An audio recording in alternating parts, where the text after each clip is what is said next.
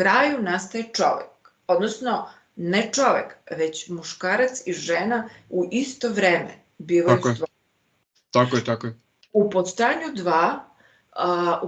2 se pojavljuje nekakav bog, odnosno Jehova, koji silazi na zemlju i prvo stvara Adama, odnosno čoveka, od blata. I to, znači, on prlja ruke, personalan je, razgovara sa Adamom, hoda po bašti sa Adamom i tako dalje. Onda kad vidi da Adamu nedostaje hrana, on stvara biljke, pa zatim kad vidi da je Adam, pa stvara životinje, i onda kad vidi da je Adam usamljen, on mu stvara ženu od svog rebra, odnosno sve to, ovo drugo stvaranje, drugo postanje, podsjeća na nekakav eksperiment, ne na nekakvu božansku kreaciju.